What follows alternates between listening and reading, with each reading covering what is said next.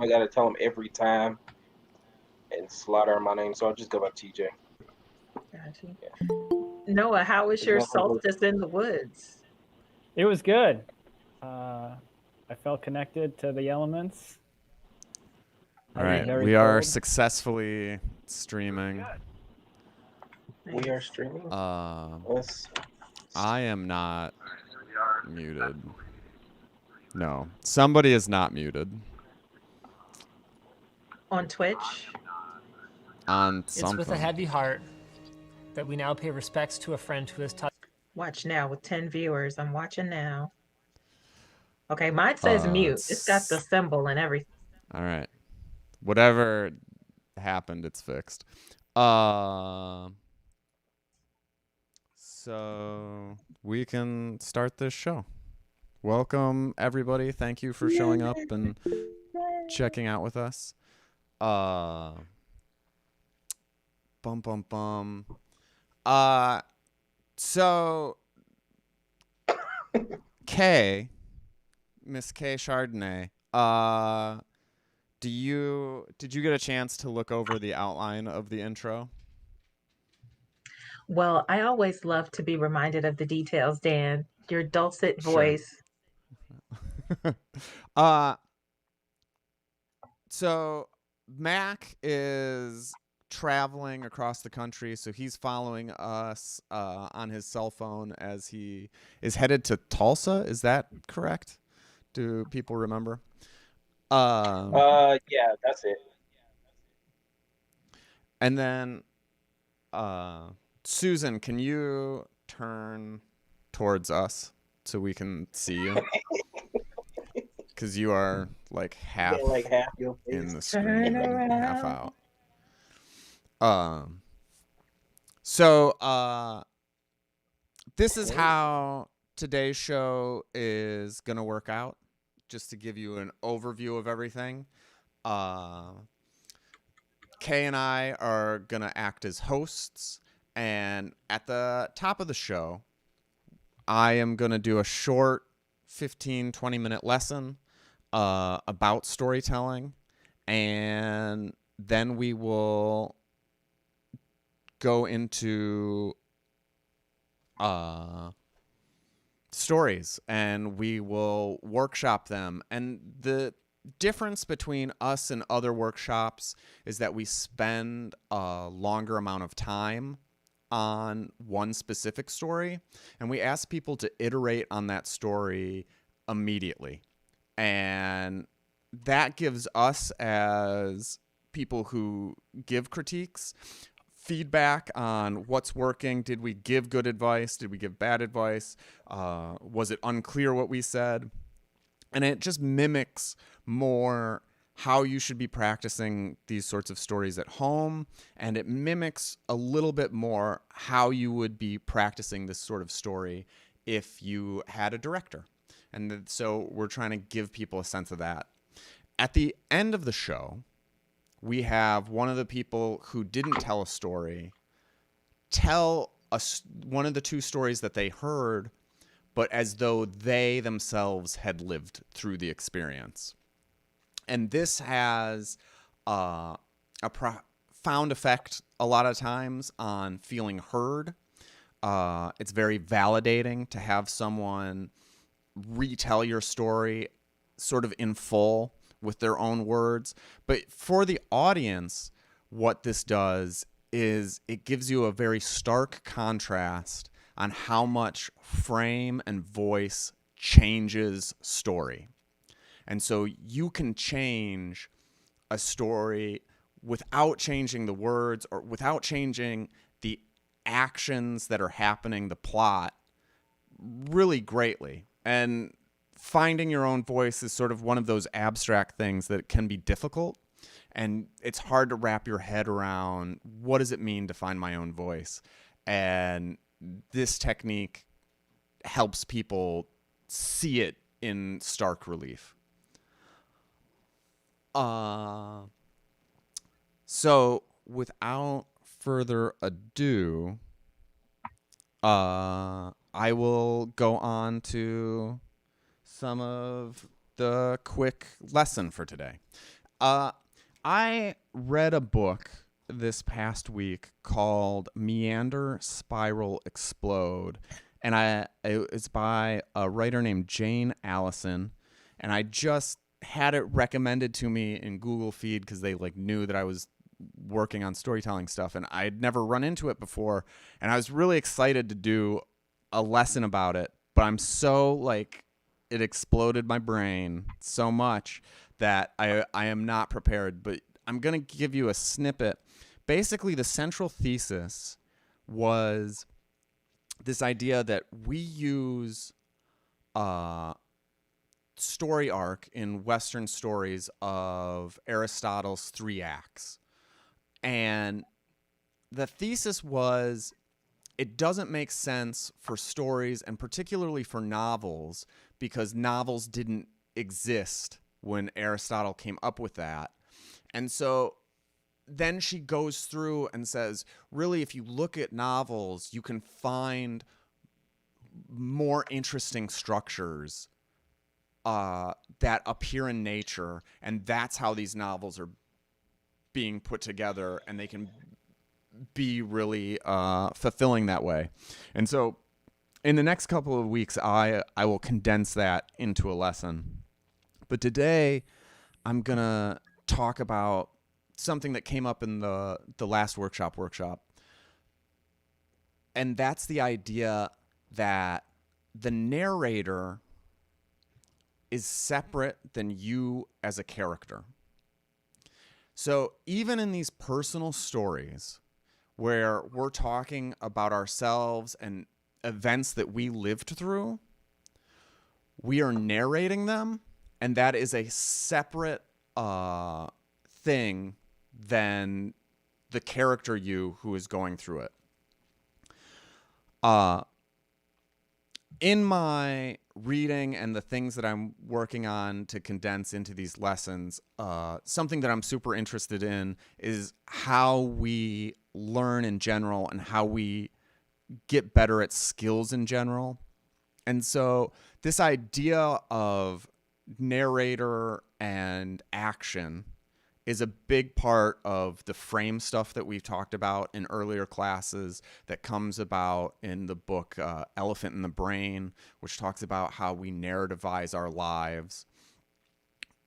And I'd also say that with this, there's a book that I thought was like, blah, didn't think about stuff in this way, but like it was called Perfect at 12 Yards, and it was all about shooting the perfect penalty kick in soccer.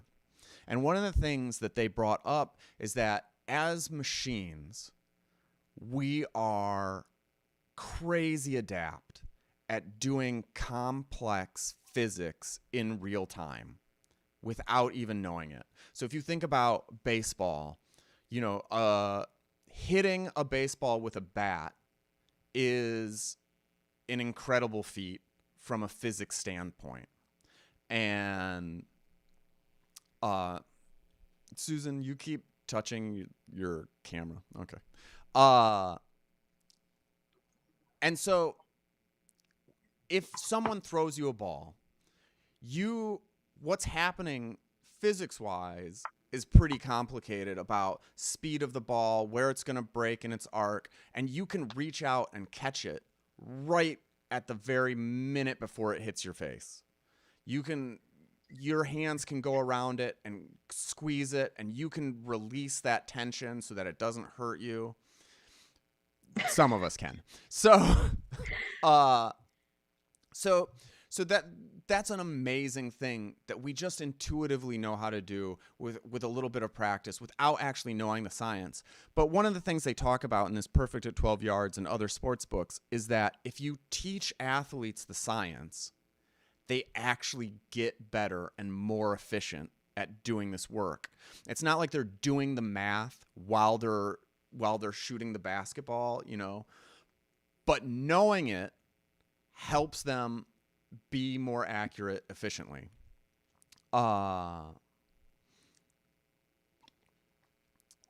And the same is sort of true with this idea of storytelling, in that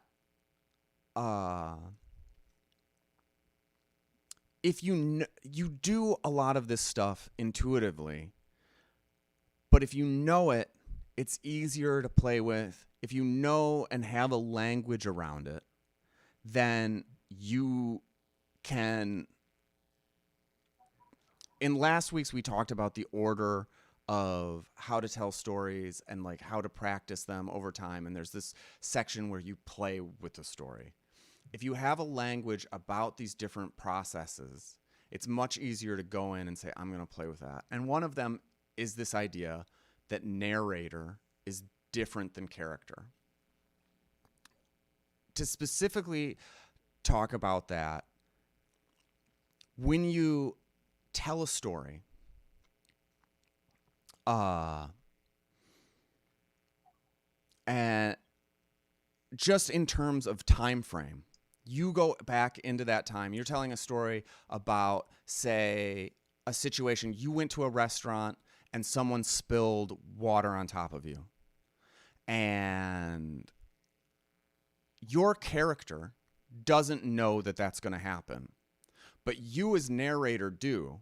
So you're making choices about whether you foreshadow it, whether you tell people beforehand or after when this happens. You're ordering the sequence of events. But when you're talking about yourself in the form of the character, you're in the moment in real time. So you don't know. So it's a surprise when that thing happens to you. So that is a rather obvious way that it works. But if you think about that in terms of choice, then it really branches out. And one of the ideas in the sense of reframing stories is to think about your narratorial voice has biases and has interests and has predilections. You like one character more than the other. And you can make artistic choices and you can play around with who does your narrator sympathize with. If you have a story about running through the woods with a bear, and maybe you get attacked or it runs you away from the camp, that story in your character, maybe that's a courageous moment, or you're scared and you run away and you're terrified of this horrible bear who came after you, right? Whatever happened in that moment happened in that moment. But you as a narrator with a voice, you can choose to side with yourself, but you could also choose to paint that bear in a positive light. This bear sees this guy coming along. He's a settler. He's gentrifying my forest with his bullshit tents. And then he comes in. And that narrational choice creates a kind of tension between the you who is a narrator and the you who's in the story doing the thing. And that creates a drama for the people outside. And it's not good or bad, but it just allows you for choices to tell different stories in different ways, or the same story in different ways. Another example, I was in a workshop the other night, and this woman told a story, and her dad was very upset about a car accident situation. And she talked about how her dad would get upset at little things, and then it's always swearing. But if it's a big thing, then he goes very quiet. So when he's quiet, she knew. Now, she told that from a very neutral perspective. All the characters in her story, she was not particularly judgmental about them.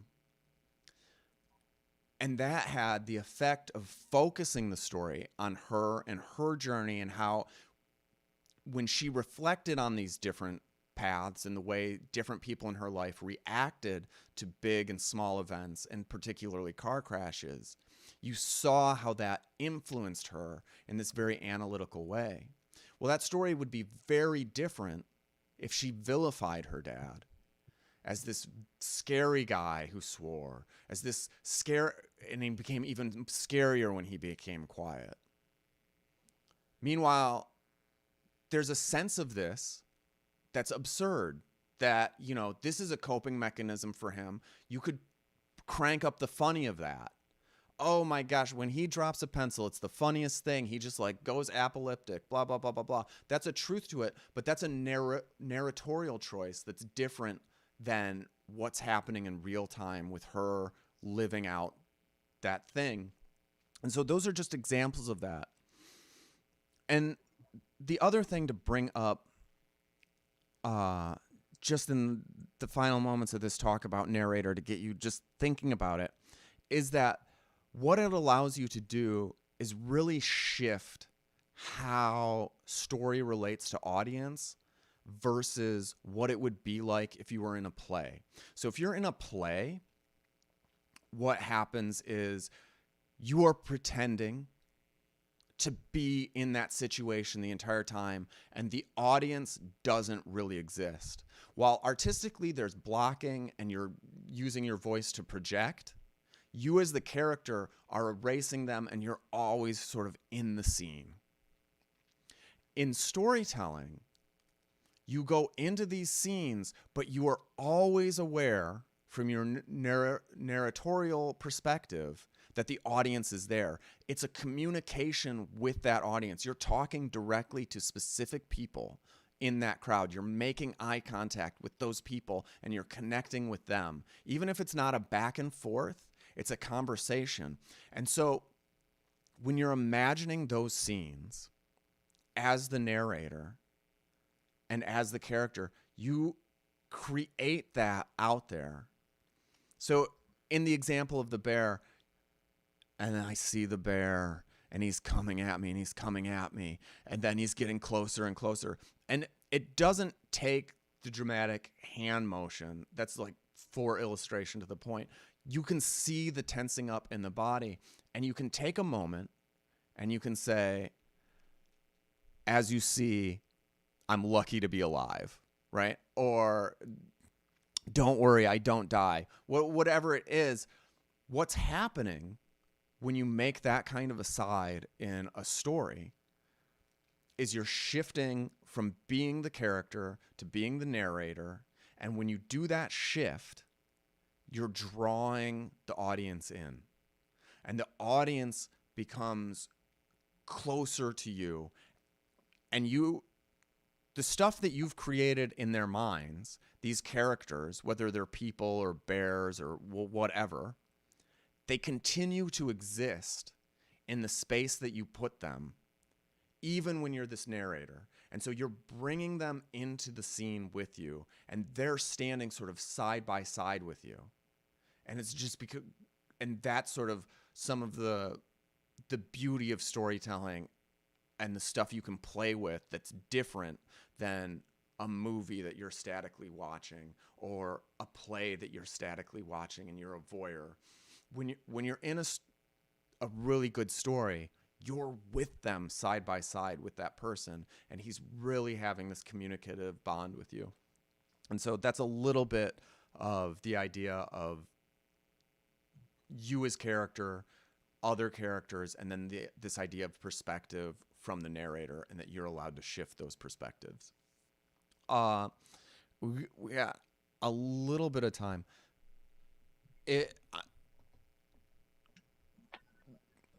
I'm going to throw it out to people. In stories that you guys have told, can you think of, I'll throw it to you, TJ. In your car crash scenario, what happens, like, can you think of specifically, like, the narrator is separate, right? It's very clear in that story that we went through that there's a separate narrator and there's you, right? That narrator knows what happens in the car crash and is sort of meting out to create a very specific pace of how that story goes. You in the car crash are it's very visceral. You don't really know what's going to happen, how much trouble you're going to get in because of how many people got in the car accident, whether your friend is okay, if somebody's going to pick you up, right? And that's very clear. Can you think of different ways to change perspective? Like if you heightened who do you think in your telling of that your sympathy lies with currently? I'm sorry, repeat that last part. To telling it, who does my sympathy lie? What do you elaborate? Yeah, Please. so the narrator has sympathies with certain characters in that story, and I think less sympathy for other characters. And I guess if you're thinking about that now, who do you think who do you think the narrator is most sympathetic to? Oh, okay. Yeah. So, hello everyone. My name is TJ. If no one knows what's going on, what he's talking about, a few weeks ago, I actually told a story of my first or second car accident, and we went through the motions of that, and it was a winter, and it was a crash. So in this particular story, it was maybe four characters total. Myself, a close friend of mine who I got into a different car accident with, and a friend of mine from college. So who I would be most sympathetic towards would be the friend of mine from college who actually drove um, a few hours in a really bad storm to actually come and get us pretty much across the state. So yeah, does that answer your question, Dan? Yeah. And then could you imagine a scenario where you lessened sympathy for a specific person, and then like how would that play out? Like what if could you imagine a narratorial frame, and this one is a bit of a stretch, but in that sense of like when you're playing with the story, just do whatever. Do it as an exercise, whether it adds to the truth or not, and you just see how it works fundamentally. What if you reverse that and I guess, what would it be like if you didn't give that person sympathy? What if the narrator like resented that person did that, or thought that was stupid that he did that? How would you portray that as a narrator? And would that contrast with you as the character in the story? Good question. I actually never thought about that. Well, I have on kind of the surface level because, of course, um, me being the narrator in future tense, thinking of me past tense as a character, um, that is a part of the reason why the relationship that I had with them was built. So, to answer the question, uh, thinking of it in a narrator's perspective, I would say that I can kind of maybe tweak it to thinking about him having less sympathy, but I honestly can't really think much about that. Dan, last night I listened to somebody's story because there was another roundtable of storytellers that I got to sit in on. And to borrow from their story, they were the hero of their story. They were playing chicken with their track team members in the gym. They were not supposed to be there. They had gotten in like these carts that are supposed to collect all the dirty towels after gym class. And they were playing chicken who could like kind of roll their cart down toward the wall of the gym or something before crashing into the wall. And because they were the protagonist and they were very sympathetic to themselves, they were like, you know, these idiots are dragging me along. I can't believe that I let myself get talked into this because I wasn't playing chicken. I was in the cart. I'm the one that might crash. And so if they were going to flip that, there's hostility toward the other people in their story because they got him into that Right. mess. But also if he was going to tell it from another perspective, like as the kids who were playing chicken and then his character was in the cart, be like, this kid, he's so focused on the freaking states. He never lets loose. He never has any fun. I can't believe he even decided to come play chicken with us. I'm surprised that he even took his mind off of this run that he wanted to come do in the snow, mind you. Like, we're just let loose, guy. Just let loose for a second.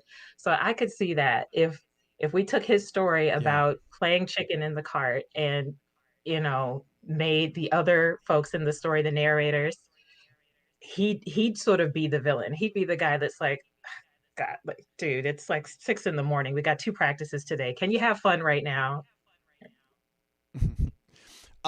So yeah, and that's a very good point, is that as narrator, when you shift that focus, you are allowed to go into these other people, even though it's a nonfiction personal story. We all give you that leeway that you have some sense of what they're thinking, and we're not gonna like hold it to how would they know what was in that person's head. We all know that, like, this is your imagination, this is what you're assuming and whatnot. And it really, taking those chances to be like, I'm gonna tell my story from a different character's perspective can be really fulfilling and an interesting way to go about it. Priyanka?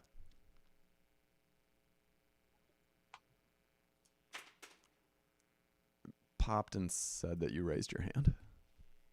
Hi everyone.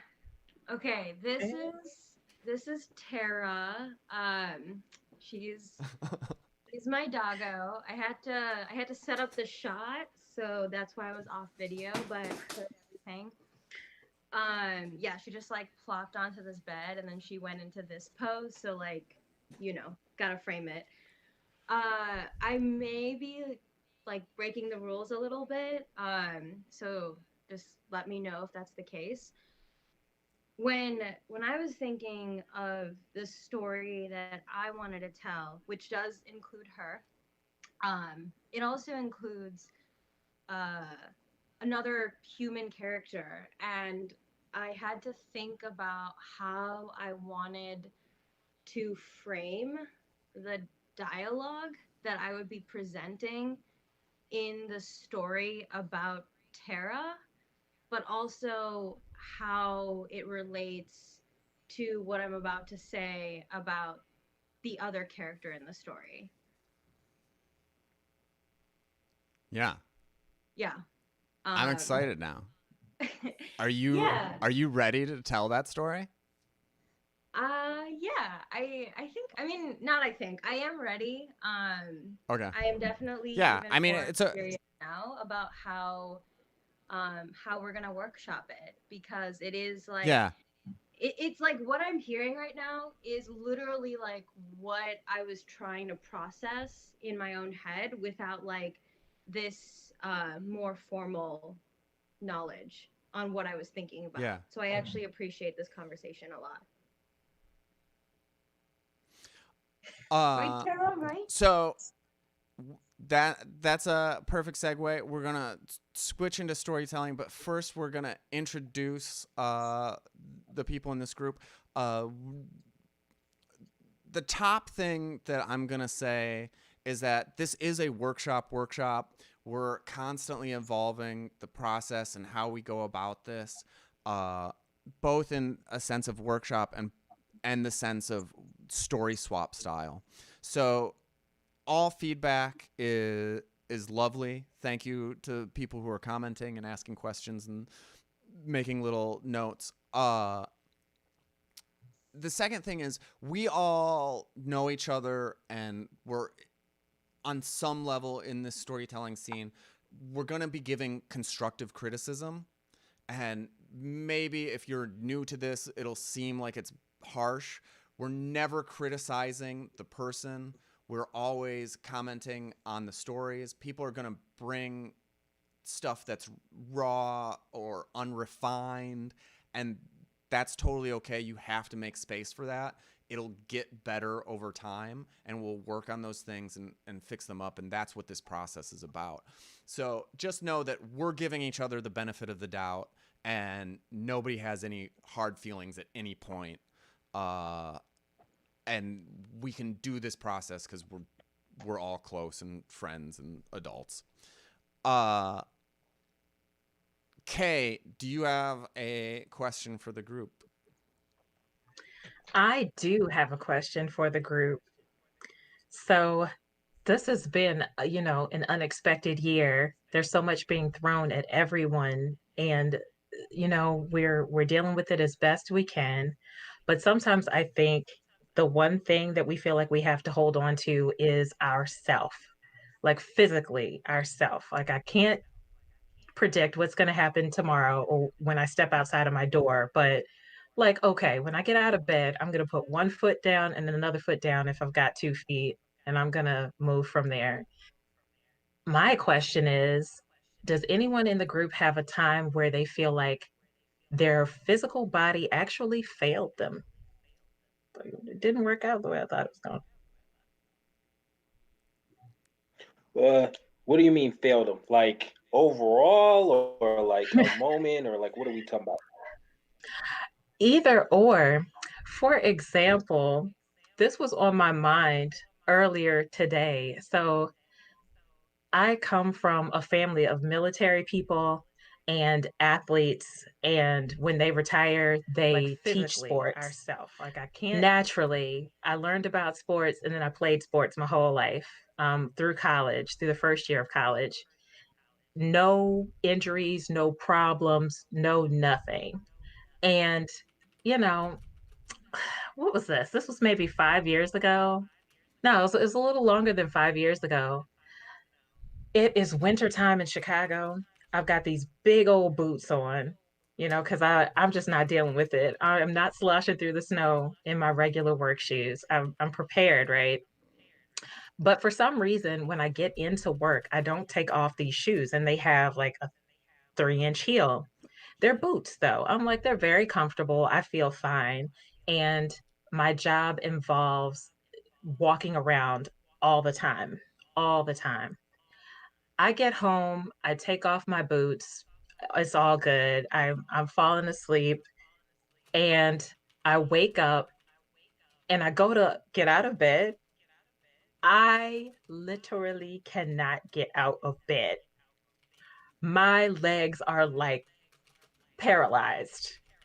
And I'm like, what is going on here? And I'm like, okay, this is weird, but I don't know. It's a new thing. I don't know. We're gonna work it out. Maybe I had a bad dream and that like psychically put me in, in a space where I can't move right now. So it's fine. Let me just roll toward the edge of the bed, and I'm gonna be able to go from there. And I put my right foot, I literally move my thigh so that I can place my right foot on the floor. And then I tumble the rest of the way out of the bed.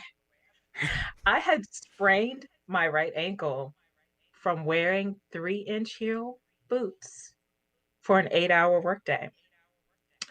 I have been hit with lacrosse sticks and basketballs and shoulder checked by girls and tripped and never had more than a scratch until I wore high heel shoes to work.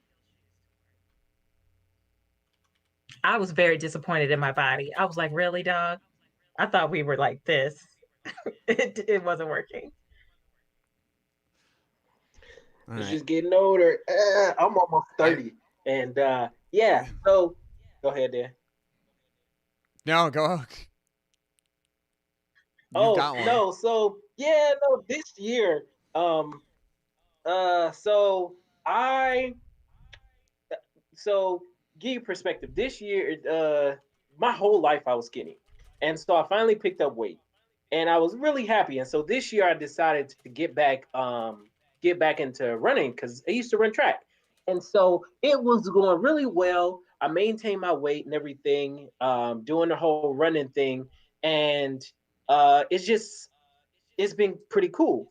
Um, but not too long ago, I had stopped running for about a month and a half, or something like that. And then I end up running with my two dogs, and it went pretty well. And then we get to the end of it, do a turn, and I fucked up my knee. Not I didn't fuck up my knee. Let me rephrase.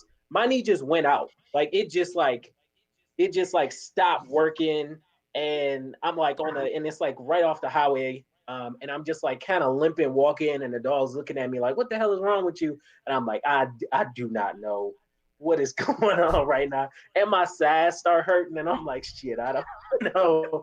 So yeah, I yeah. I have a quick one. I am pretty good at lucid dreaming, and I was in this dream where a crocodile or alligator, I can never tell which is which, is laying next to me and he wants to eat me. And I'm trying to morph this in my mind, and I can't do it, and I'm just like sort of terrified. And I'm just like, well, it's time for me to wake up because I can't turn this crocodile into something better. And I wake myself up, and it's pitch black in my room, and I feel the crocodile next to me. And I'm like, oh my God, I wasn't dreaming. What the fuck is going on? Oh my God. And I look down, and my dog is just laying out next to me. And that's what made the dream happen. But yeah, my senses completely failed me and lied to me all night long. So the lucid dreams. All right. So I had a dream last night that's been we gotta freaking me have out. Noah go. I'm sorry, I know this is completely off topic, but I had a dream last night that's been freaking me out the entire fucking day. So I don't know why or what it is, but when I was younger, I ended up like getting cut or whatever on my arm. And so like it was a large cut, it got smaller, really small. For some strange reason, I had a dream that I looked and my cut had opened back up. And then it was like you know how those sponges, like the sponges that people have, those long sponges with the holes and everything. It comes from A like a loofah? uh, yeah, well, not yeah, the loofah, the ones it's an actual fruit, or vegetable or whatever, and they peel it and dry it out in those long loofah sponges or whatever, the really hard ones. Okay, maybe you know what I'm talking about, maybe you don't. It was honeycomb shaped, and so I looked at my arm, and it was like honeycomb shaped, and it had fucking like black seeds in it, and I was freaking out because I'm like trying to get these seeds out, and then I wake up and I look at my arm, and I lost my context, so I have my glasses. And so I look and I can't fucking see yet, and I just like I'm trying to figure out like what's going on with my arm. And so I like hurry up and get my glasses.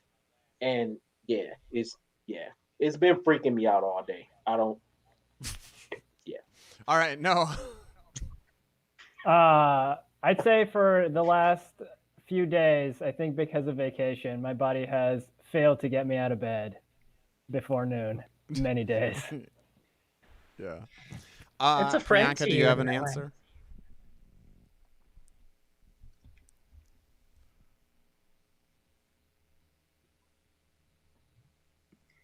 I gotta find a way to like streamline from going from bed to laptop, but I don't want to move her. Um, yeah, so I I started working out for the first time in literally years. This was a couple years ago, and all I did was like lift dumbbells. Like we're talking like five, 5 pounds, maybe eight, maybe. And again, this was after years of not working out. And yeah, I couldn't move my arms after 2 days. Like I literally like I was one of those people that was like, oh my gosh, this hurts. I couldn't do it. And like of course, like being sore is normal, but I was just completely shocked at how weak my body had gotten.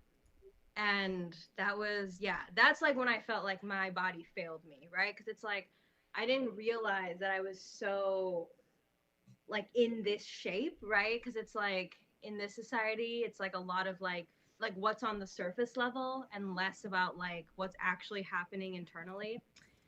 That's my story. Also, related, unrelated, she was snoring the other night, and I was having a dream about an intruder knocking on the door, and I was like really like freaked out at what this knocking was, and I was like in my dream trying to be like, what is this knocking? And then I woke up and it was literally her snoring. So I can also relate to Dogs changing your dreams.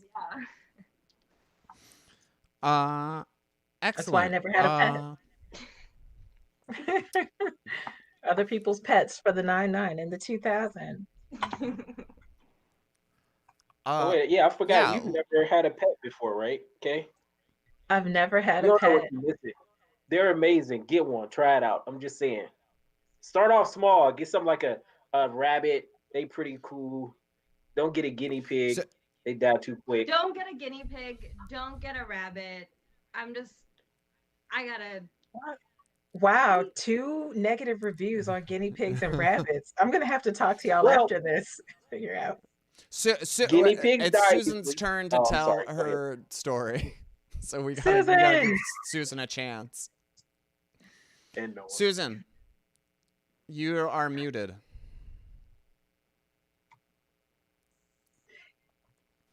My internet went down. I just got back on.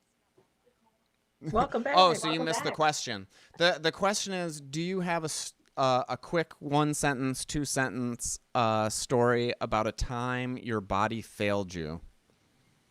The only thing that comes to mind is my C-section. My mom had all of us the lovely Lamaze method, no problem. Just like she's like, yeah, you don't need medicine or anything, just do it natural. And yeah, I went in there to have my first boy, and after over 13 hours of labor, that was hard. Um, the doctor basically faked me into getting a C-section because I was just like, no, my body will be able to do this. So, yeah, that's it. All right, so now we are going to kick it into the story section of this that we've told you a little bit about ourselves. Hopefully we feel like friends and real people.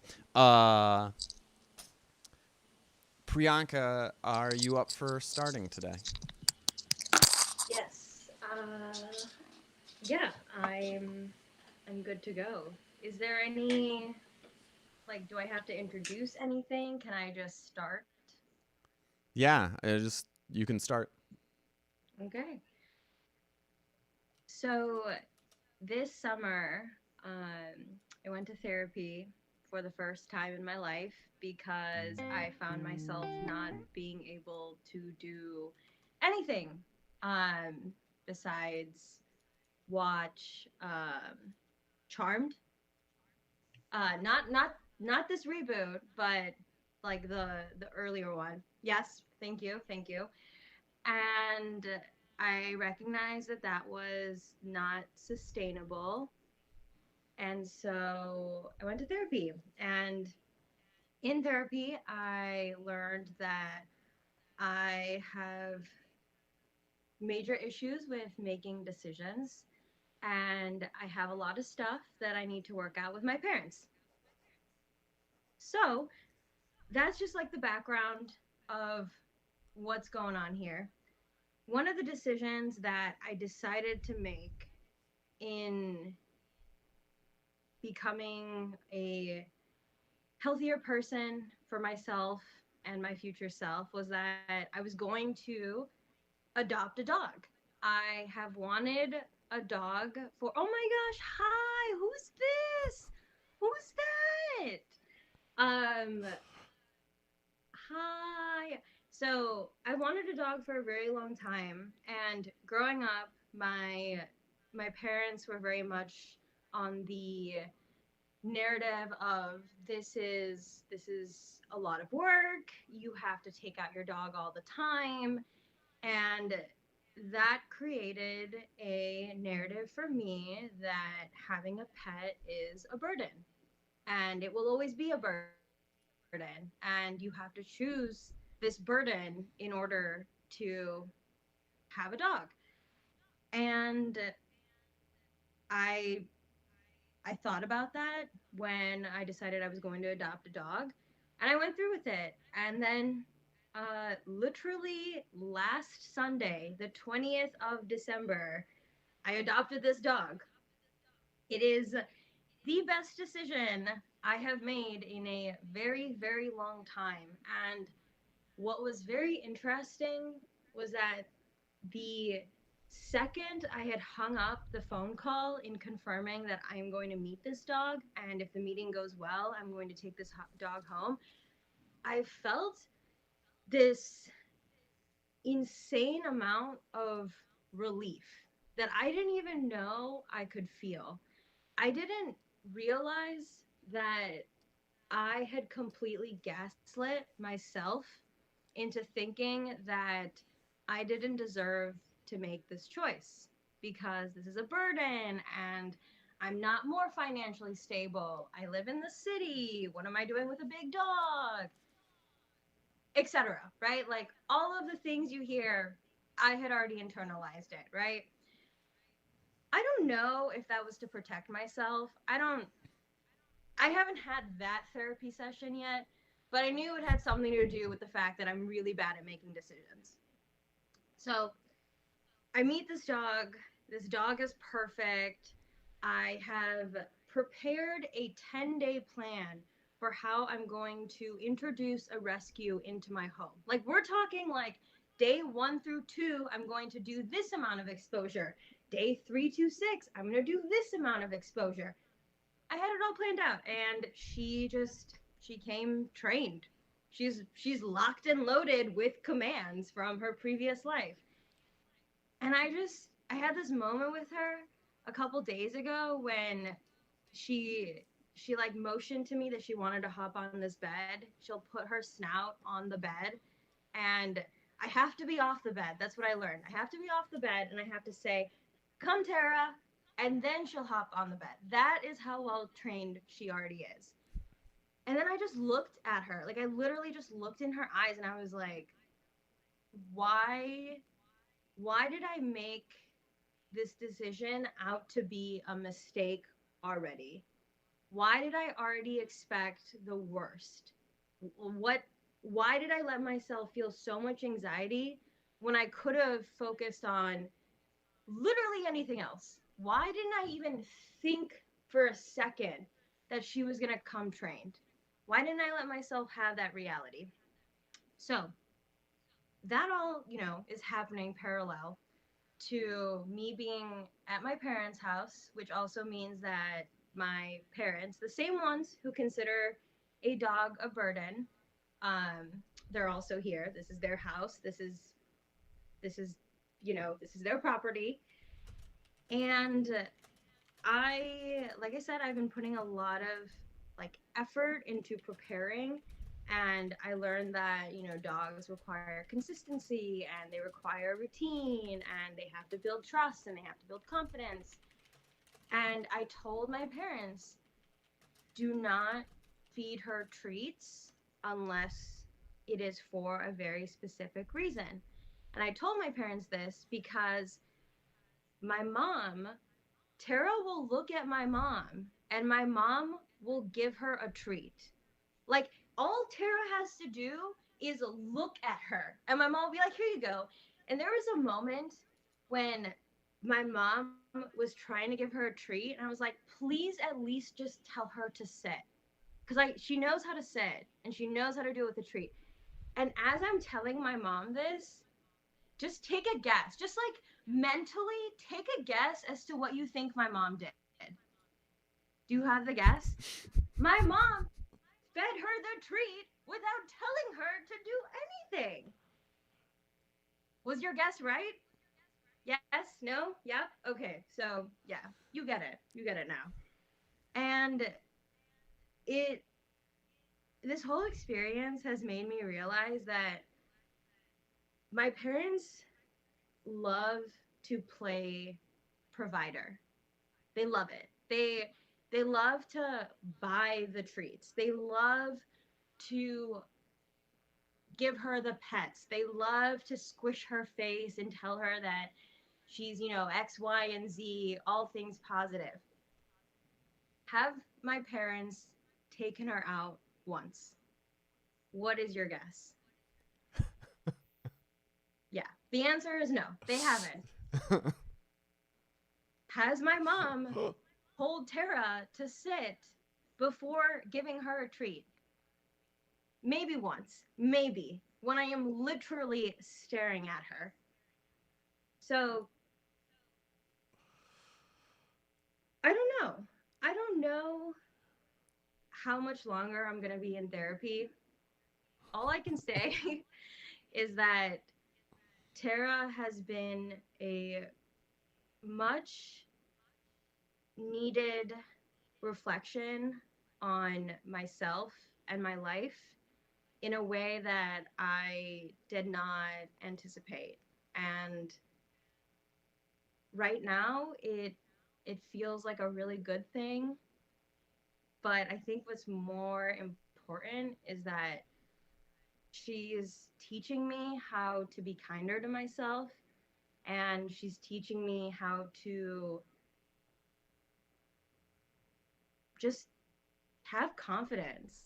Have confidence that I know I'm capable of making decisions, and she's teaching me that my parents are providers, but that means very different things to them.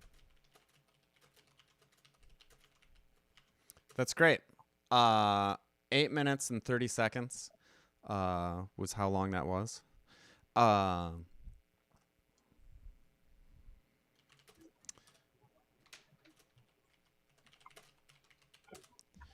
uh, okay, so there are some questions that I like to ask right off the bat. And one of the first ones is, how did that telling feel to you?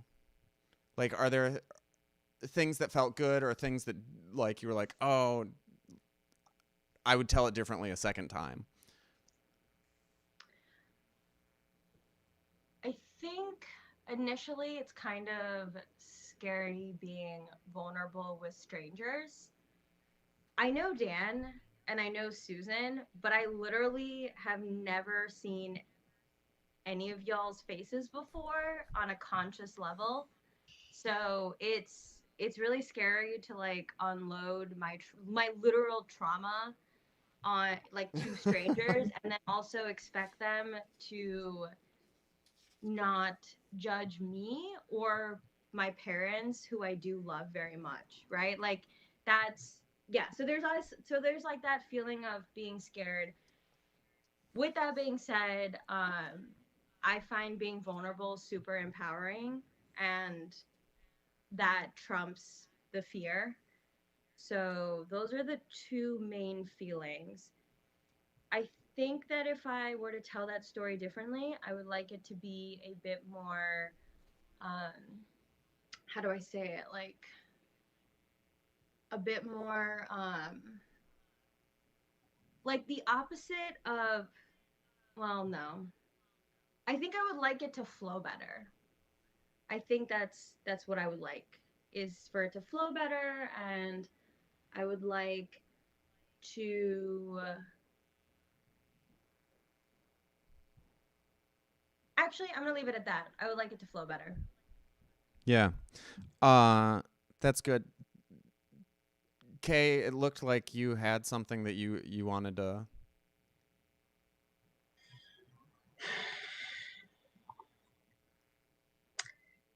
Okay, so I actually am not muted. I usually am muted when I want to share something. So, see, I gaslit myself. I was like, I don't want to say something dumb, so let me keep myself on mute so I can opt into conversation. Yes, literally, I watched the movie Gaslight this year because this is a term that the young people have been saying, gaslighting people. Like all you hear, and it's like, okay, you get the idea. The connotation is very clear to me that gaslighting means you are trying to, or you're using your energy to lead someone to believe something that is not true in the scenario. Particularly if you can make someone think the opposite of what they think is true. That's even better. So we've had quite a year of being gaslit by various structural powers. And, you know, if you're me, you've been gaslit by yourself. Apparently, Priyanka, you understand this concept. But I thought that was very powerful for you to say that essentially you came with this framework in your head from your parents, whether they meant to give it to you or not, that taking on additional responsibility is scary and maybe you shouldn't do it. And I'm sure, based on the other scenes that you gave us in your story, that what your parents really wanted to instill and say to you was responsibility is challenging. So prepare yourself. Mm-hmm. Don't take it on lightly. And the message weighs differently in our minds, right? When somebody's like, oh, but you got to do this every day, you got to do this all the time. In my mind, our loving parents want us to really be circumspect about what we're getting into before we sign up. They're not hoping to ward us off. They just want us to be focused when we take on a new task so that we can gain something out of it. But when that runs through your brain, that's a different thing. So Priyanka, you weren't here when I told my a story a couple of weeks ago too about having never owned a pet to this day. I've had a pet rock, and that's it. And part of that was my parents like, you can't make your bed up regularly. How are you gonna respond to a living creature? And I was like, true, true. But what I really should have said was, I'm that kid in school who takes a nap in class because I've finished all the work. I finished the homework. I finished everything. I am a slacker, not because I'm not capable, but because I'm an asshole and you didn't challenge me. And so I'm going to sleep now. And that's who I've become. And I all this time I would have been nicer and sweeter, and I'd be a person that you invite to the picnic if I'd have just had a dog like you. So shout out to you for getting the dog. That was really sweet. Thank you. Thank you for saying what you did. And I really appreciate that you presented what my parents were trying to communicate. Like that really means a lot to me. Because as I said earlier in this workshop, when I was thinking about this story, I was trying to paint my parents as like how I know them, right? And like we all have complicated relationships with our family, and we all know that like humans are, contain multitudes, etc., and all the caveats. So yeah, thank you so much for recognizing that and saying that. And also, you could still get a dog. See, that's my next plan. My actual plan is an army of cats Nice. because yes, because I've done the thing where I've shifted responsibility to places because I have I have the thing in my mind. I've only been to maybe three things Oh, you got in uh internet cut my off there for a second. It might help you if you can hear us to end your video and just be on audio for a second to let it catch up. Sometimes that will fix things. and it,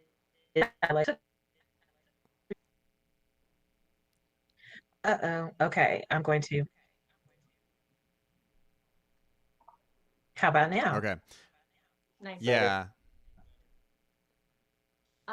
You were saying army of cats and shifting responsibilities, and that's a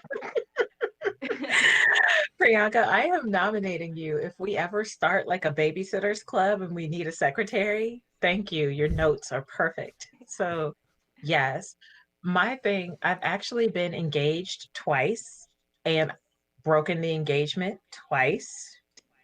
And I literally the responsibility thing is a thing. I'm like, ooh, but for forever, ever? Are you sure? So my alternate plan is the cats, because if there's an army, nobody can stop us. You know, I've got the companionship when I want it, and they're also assholes like me. So we're just gonna go our separate ways when it's time. Uh all right. To some sort of just I basic things about the story. Uh TJ, did you have a story comment? go for it. Okay, okay. You can go after me. So I think that people are drawn to that line about, why didn't I give myself permission to have these things? Why was I gaslighting myself? Uh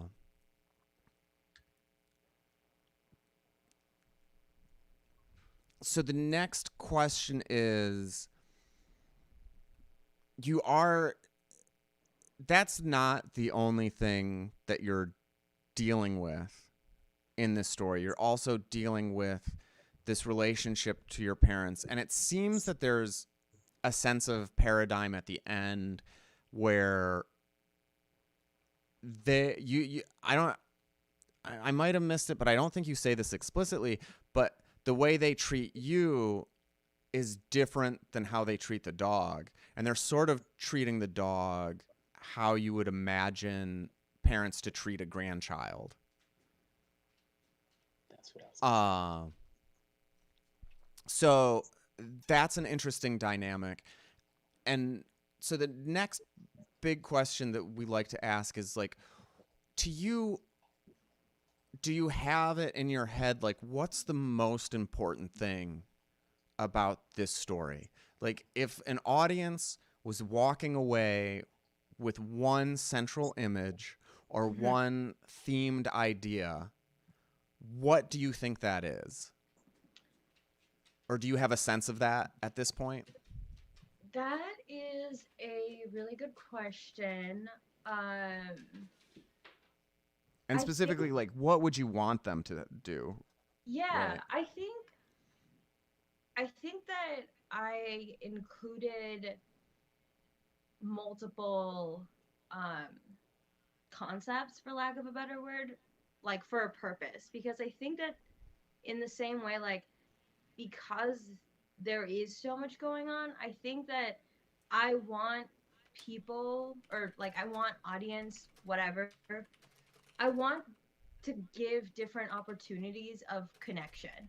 So not I don't prioritize everyone having to connect with me or my story. Like I don't care about that. Um so that already like informs this answer. I the hope, right? The hope is that people either identify something in themselves, whether that be like their mental health, or they identify like their relationship to their pet, or they identify their relationship to their parent, or a combination of all of that. Like I don't think I'm trying to really like communicate a theme or even really like an idea, but more of a feeling. Like I lead with my feelings, and for a long time I was like, I need to be more logical, but you know, therapy works. And now, like, me leading with my feelings is my superpower. Like it's what I bring to the table. And it's also like, thanks, Kay, that means a lot. And it's like I connect with others who care about leading with their feelings, and I don't know why I would change that. So, Yeah. so yeah. So I think a big part of storytelling in general is figuring out that the answer to that question. What's the most important thing? And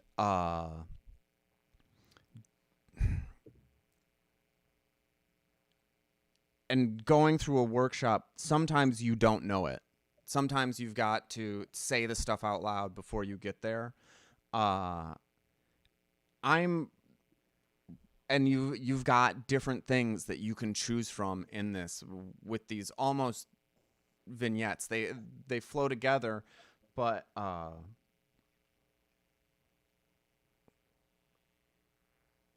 think with just some structural ideas, now that you've said this stuff, it helps us give, you know, it's hard to craft something when you don't know what the theme is. So like some of the first crafting, you know, you want to a little bit do things in order. Like if you don't know what the theme is, keep working on different ways to discover that theme, and you can work with one and change it over time. So if it's not feeling or whatever, so I'm just gonna say I like this idea of leading with feelings, and that being a superpower. I think you can totally get into that from a like trying to create a personal narrative for a moth style thing. There are like expectations of form, and creating, and you can correct me if I'm hearing you wrong, but when you say this, I want it to be about a feeling, and I want to be able to describe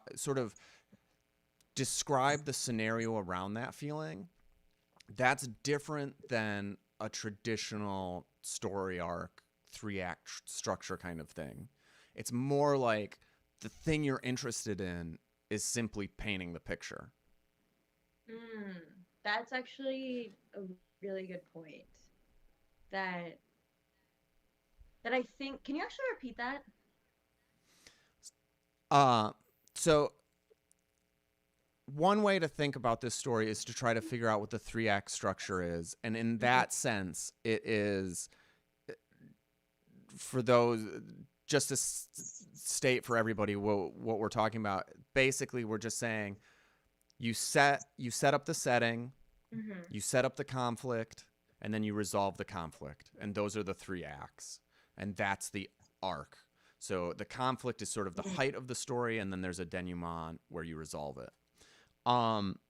In this, of what you're saying with this idea of I lead with my feelings, I want this to be feelings, it's like you just want to paint the picture without necessarily explaining or telling people how to feel about it. Just say, this is what I was feeling. This is the emotion. Like, you don't necessarily have a point that you want someone to walk away with. You want them to walk away with the painting or the image of, this is something I'm going through. And if that is the case, I think because there is an expectation for no. So I guess that is a question from me to you. Does that feel accurate with where you want to take this story? Or are you interested in more of finding a concrete theme that somebody walks away with, like a moral or something of that nature? I really appreciate that question. I think that the phrase that I'm painting a picture is dead accurate. Like, that is just so true to how I move through the world. And one of the reasons that I wanted to tell this story in a workshop is because I want to communicate that it's important to listen to yourself. And I didn't realize that until you asked that question and said what you did. So, like, a little bit of both. Yeah. Okay. So just real quick, I think that's the one we should focus on. But for the painting the picture thing, there are ways to do that and have that be resonate with the audience.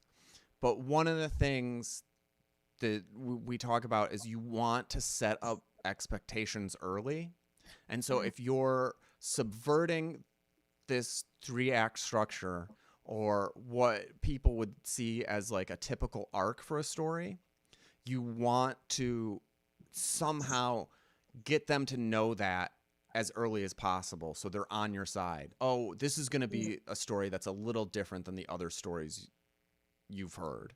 And maybe you say that directly or you indicate it in some other way, but you want to try to find that because you want the audience, you want to set up their expectations and then you want to pay off on those expectations. So it's important to listen to yourself.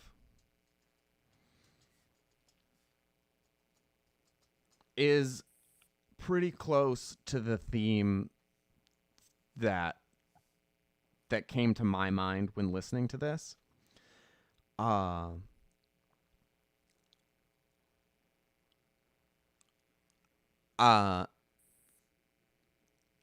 I think that there's a way to get it. I think we need to think about getting as close to the inciting incident as possible, as quickly as possible.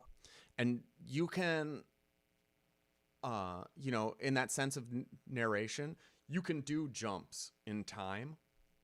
But for this one, I don't know that the stuff about therapy in the beginning was necessary.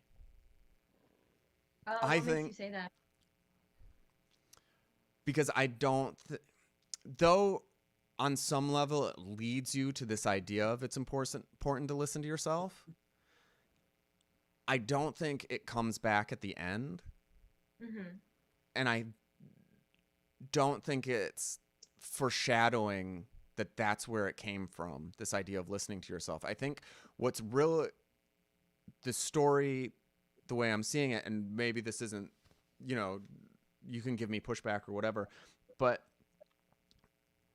the way it seems like it's about the dog and then about how the dog coming into your life highlights these interesting scenarios with your parents and that back and forth.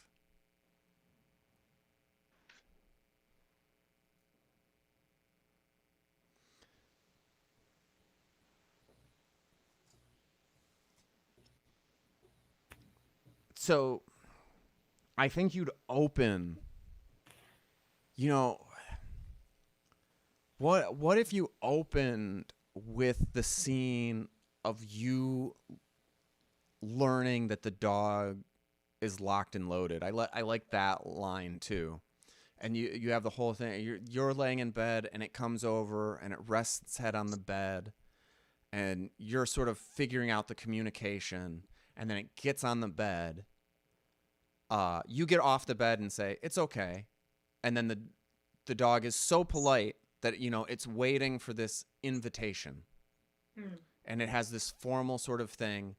And for you then, you're like, oh, this is that's what opens it up for this sort of free association to be like, oh my God, I had all this anxiety and it was for nothing. And then you take it to your parents and you can go into, I'm going to take it to my parents and we're going to be a team. I've got this whole plan of how I'm going to train this dog and we're going to be together. And I know my parents and how they raised me, and they're going to be, you know, march and step. We're going to be raising this dog together for a couple days or however long you were planning on being there. And then all of a sudden they defy your expectations, and that ends up being like a little twist.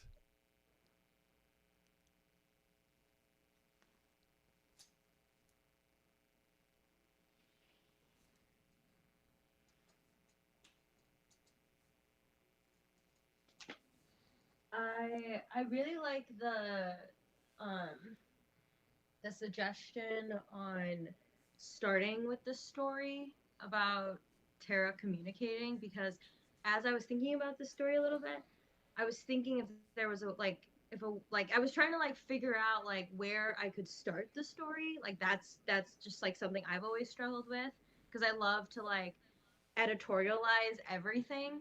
Um yes, so I like I like that tip, and I definitely want to try the story with that like being the lead. Right? Right? I just want to co-sign on that real quick. I thought that was hilarious that your parents were like, especially your mom's like, you don't have to do anything, Tara. Don't tell anybody, but here's this treat. I was like, okay, so the parents who were like, it's a lot of work, got to be responsible, got to punch the clock if you want this dog or this pet. I'm not sure if you're ready for this. As soon as somebody else has the responsibility, they're like, yeah. Yeah. Yeah, exactly. Exactly. Uh, Having a pet is like having a kid, to be honest. And at the end, like Dan was saying, that's what I was gonna chime in. They treated your dog like it was your kid, and it was they were the grandparents. It's like no sweets after 9. You gotta go to bed. They like if we at my house, screw the rules. Treats, ice cream, bedtimes 11 o'clock. You ain't gotta do nothing for love and affection, and you like I'm on this strict regimen, and we gonna be on page because I know how I grew up. It's like no, no. So yeah, that was very yeah. uh, yeah. So you open with the scene at the house, then you have the quote unquote confrontation with the parents, and then the question is how do we resolve this? You sort of have that question of why did I gaslight myself? Why wouldn't I let myself have this? And I think with this arc structure that we're working on for this scenario, I think you've got to come up with some sort of answer for that. And that answer is the end of your story. And so, and that was my other big thing. You repeated that. I think it would be a good idea to do the rule of threes. If you're going to repeat something, do it 3 times. 3 is a very satisfying number. And so you can get back to that ending. You know, you have it there with the dog. You have it again with this situation with the parents. The parents thought it was a responsibility. Now it's not. Why did they tell me this? Why am I buying into it? And I mean it still is a responsibility, but also, you know, the truth is tons of people have giant dogs in the city, you know, blah blah blah. Blah blah blah. It is not a responsibility that one cannot overcome.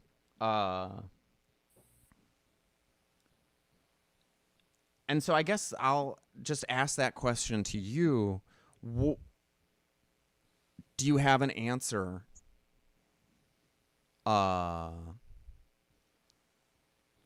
Yeah, why do you think you were doing it? Why I was gaslighting myself? Yeah. I think that well, one, this is turning into a therapy session, which I'm not mad about, but just want to like let you guys know that I think that now. I think that a lot of it is because of the messaging that I got from my parents. And that was like, I mean, I think like Kate spoke on that a little bit. It, like, sorry if I've misinterpreted Kay.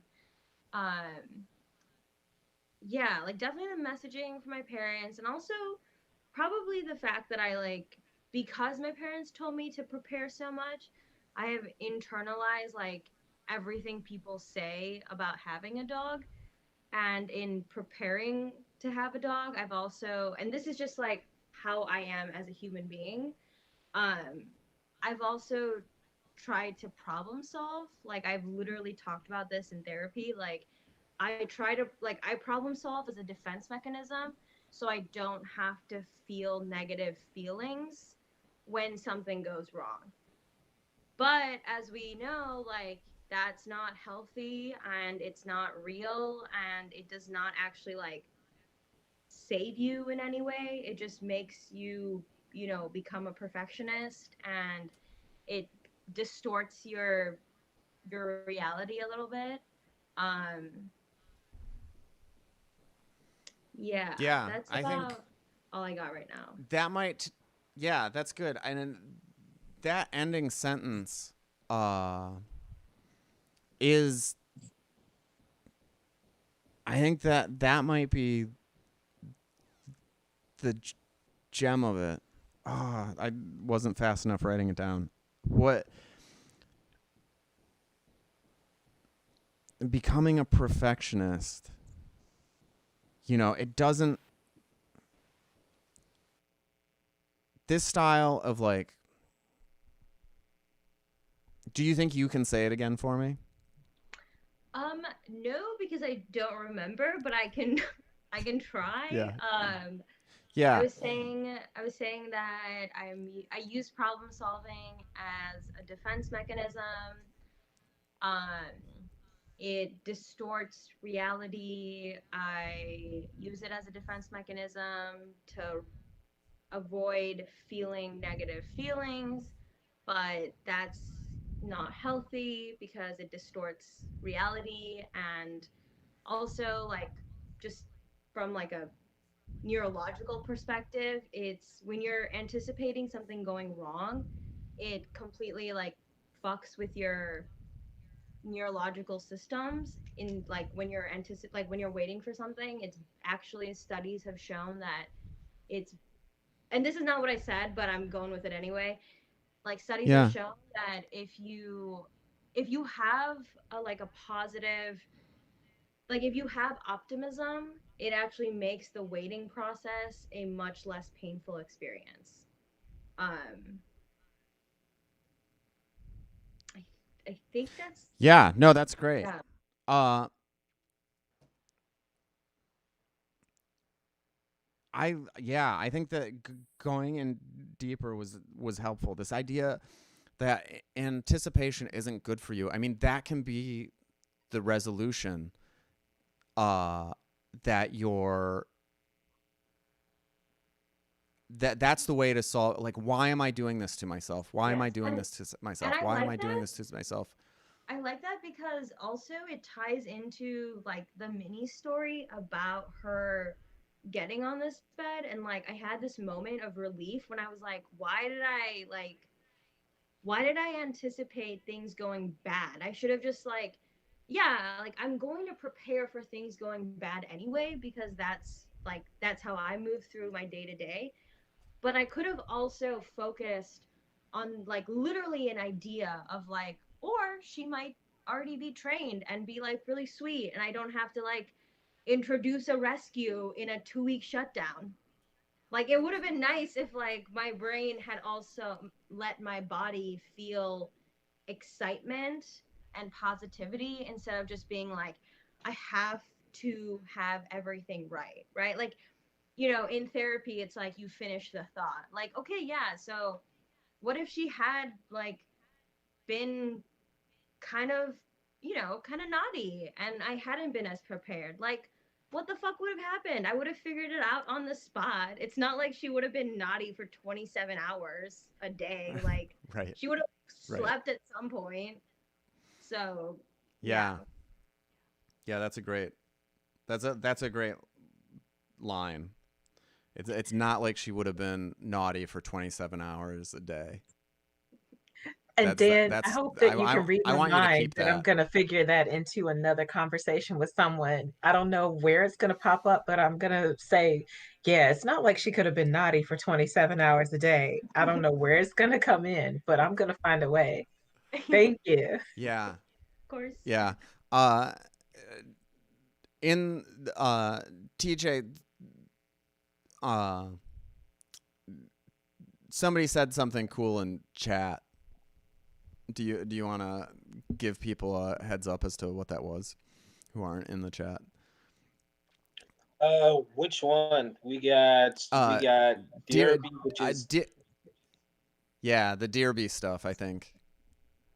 yeah. So Derby last said, fuck, my phone just shut off last minute. Hold on.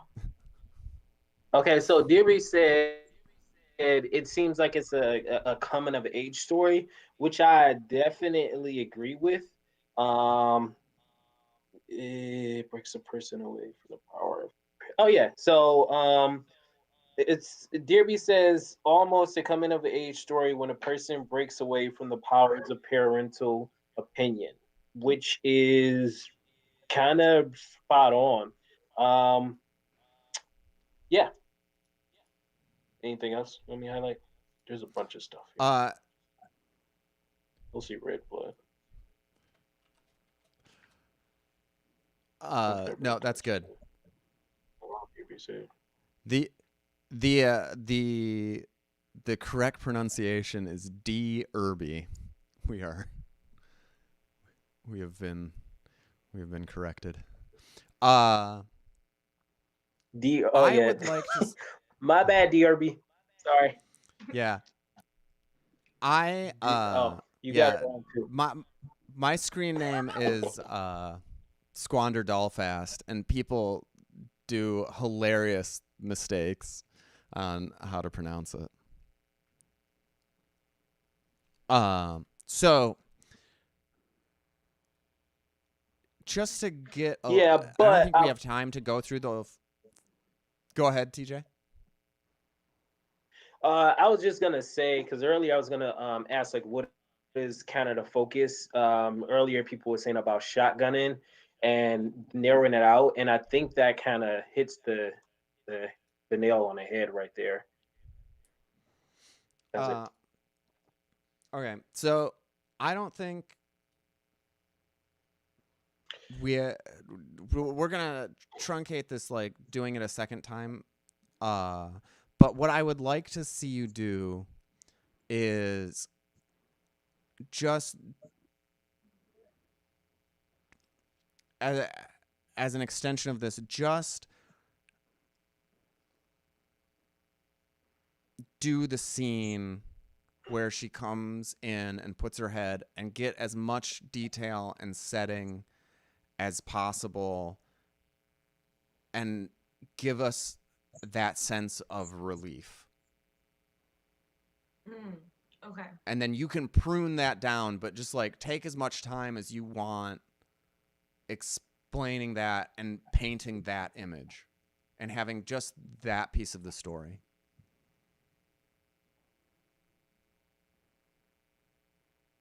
And you can take a minute and just do it. You'll do it right now for us. Okay.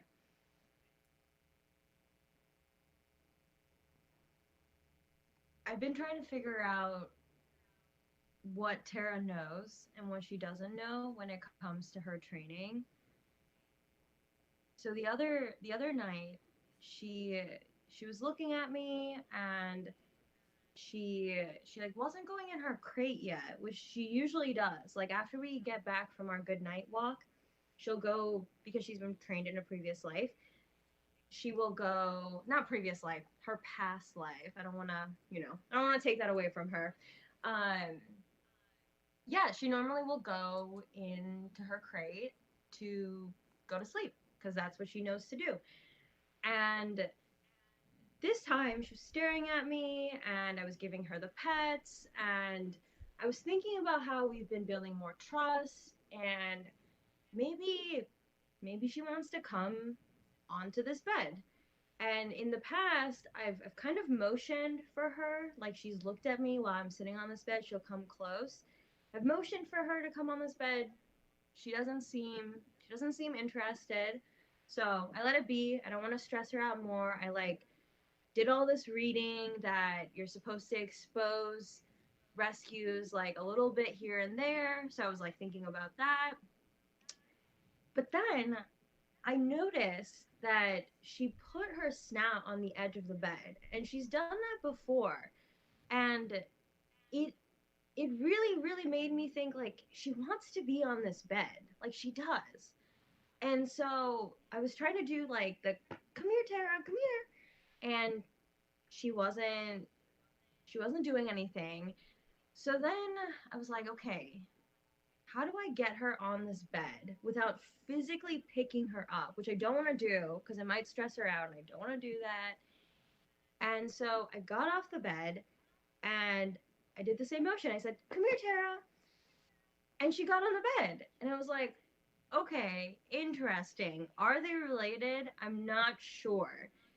And, I let that night be. And then the next day, I did it again. And it worked. I have to be off of the bed when I say, come here, Tara, and then she'll get on the bed. So the night that I figured out that that's how she was trained, I just looked at her. She was doing this. She was just, taking up space, and I was like right here, and she was a little further back, and I was just looking at her. And I was so sad and happy at the same time because I realized that all I had done was anticipate that she was going to be a burden because that is what I had internalized as messaging from my parents. And I had prepared so much for things to go wrong, for it to be harder, all of that. And I realized that I didn't even really let myself be optimistic about how she could be. I didn't really let myself feel an anticipatory joy of what it would be like if she just was already trained. I was just realizing right then and there that I hadn't even considered that as a possibility. And it just made me realize how my whole life I have been preparing for things to go bad because I know that it protects me from actually feeling that way. But it also like robs me of the joys that I can feel when I'm anticipating something. And she's teaching me to be a little bit more optimistic. That's great. And you can see there what we were getting at, like starting at the inciting incident makes the pace a lot better. And Yeah. also just playing that scene out, you had a full story. Yeah. You could just shape that and it would be fine. You don't even need your parents. You can fill that out. You get that anxiety, you just push it up into the beginning part so that you hit it for a second time at the end, and that would work as a story in of itself. I think everybody did like the part about the parents, and the part about the parents allows you more space to get that idea of gaslighting, which is a little different than this vignette, right? Mhm. But just sort of shows that there were multiple stories, and you can pull them and extract them as you see fit with this sort of narrative authority that we were talking about earlier. Uh Great job. Thank you. Thanks. For Yeah, that was sharing that really with us. helpful and also super therapeutic. I do feel how I usually feel after a very successful therapy session where I've had to confront my feelings and confront new perspectives. So thank you guys. Yeah, you're very welcome. Uh, and then who? I think that our co-host Kay is doing the second story for today. Yes, sir. That was awesome, Priyanka. Thank you so much. And if you happen to find yourself on Discord later tonight, I'd like to talk to you more because that story was all of my heart. Oh, yeah. Thank you. I don't use Discord, but I can use Discord because I would also like to talk to you more. Ooh, yes, please. See about that download. I Yeah. won't keep anybody long. It's like 20 minutes, and then I'm gonna tap out because this glass is getting real short.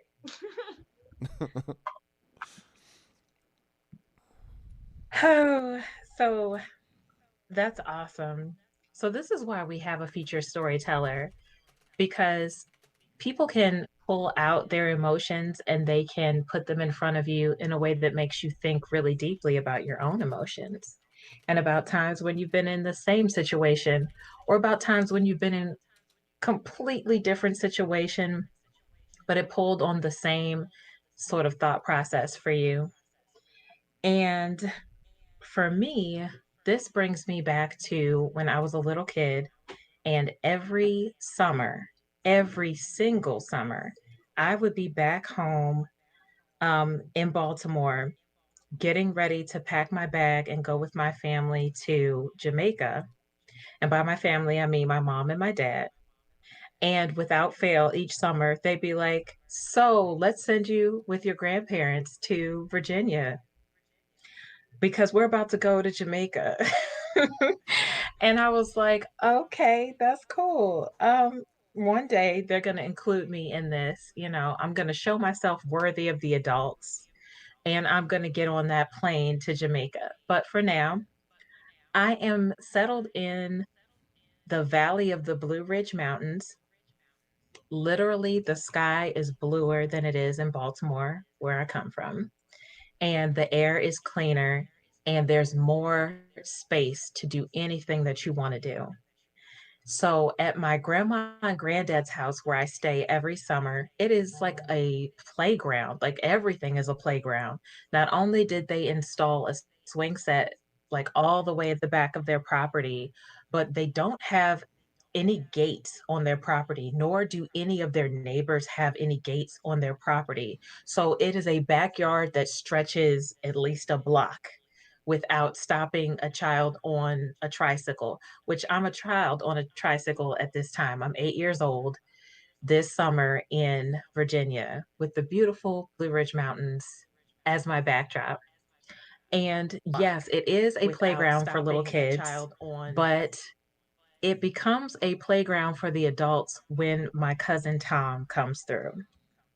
So my mom and I have this funny thing where we've got two cousins in our family named Brian. There's one my age and there's one her age. So she'll say, "No, not your cousin Brian, my cousin Brian," and vice versa when we're talking about like the older Brian or the younger Brian. So this is my cousin Tom. But to give you an example, I'm like 8 years old. Cousin Tom is a decorated Tuskegee Airman. He was like in the war from 1941 to 44. So this is my cousin Tom, but obviously like I'm not punching in his weight class in any sense of the word. And when he comes to the house, all the adults decide to just gather. They could be playing, a cards game or whatever, but it's most likely that they're going to play a game of croquet. Cousin Tom will bring the croquet set. He will bring these little metal spacers, and you're supposed to hit the ball through them with the mallet. And notice that to this day, I don't know the real name of the metal spacers because I got all my croquet game from the movie Heathers from the 80s. So I never bothered to really study up on croquet. But because I saw the movie, I became fascinated by croquet. And I was like, okay, this time around, I'm going to play. We are in this beautiful backyard in Virginia. The land stretches as far as the eye can see. Nothing stopping us from playing this lovely game. There's no gates, there's no fences, there's no bars, but there's the fact that I'm as small as the croquet mallet. That might stop me from playing, you might think. However, I decide that's not going to be a barrier. I've seen these snotty, catty girls in the movie Heathers play the croquet game, and they seem to get along just fine. So I'm going to go against this Tuskegee Airman and all these other adults, and I am going to reign victorious and supreme. Side note about me, I think that as an 8-year-old, people thought I was cute. They had no idea what a terrible person I was and continue to be to this day. So the whole space is set for this game. Cousin Tom, on top of being a staff sergeant by the time he retires from the army, he's a snazzy dresser. This man, he's always to the nines. Uh, he's got his fedora on. He's got his button down short sleeve shirt. He's got his sleeveless sweater vest. He's got his slacks and he's got like these golf shoes. And that's like, okay, like, sure. But what pulled the look together was the fact that he was always lighting his pipe with the cherry tobacco in it. And once he lit the pipe, he gave you this like Clark Gable, Sidney Poitier, like classic every man, like leading man smile. And he would always win the game, right? I'm ready to play though. This time, this 8-year-old is going to show him who's boss. Never going to be left behind when the adults go to Jamaica. I'm never going to be left behind for another croquet game. And uh, I pick up the croquet mallet. I'm ready to go. Behind me, I hear his laughter coming through between his lips around this cherry pipe. I'm like, okay, I don't like being laughed at. I'm to be taken seriously, 8 years old or not. And that's not gonna be the case. Cousin Tom lets me know very gingerly, little lady, you're just about as big as the mallet. How about you sit down? Let the adults play. Oh, I'm offended. I'm offended at this point. I'm like, I've seen an entire 3-minute sequence in a movie that showed me how to play this game. Clearly, I can play with people who have experience and desire to play and wear golf shoes to the backyard just to play a better croquet game. Clearly, I can measure up to these folks, right? I just hold on to my little croquet mallet. I'm like, I'm going to show you. Everybody ignores kids. So by the time they figure out that I'm still playing, no worries. I'm going to be in there. Nobody's going to pay attention. They're just going to see me shine at the end. And uh, Cousin Tom's not having it. He's smoking this cherry pipe, which smells delicious, by the way. I don't approve of tobacco products because I think that they're harmful to people.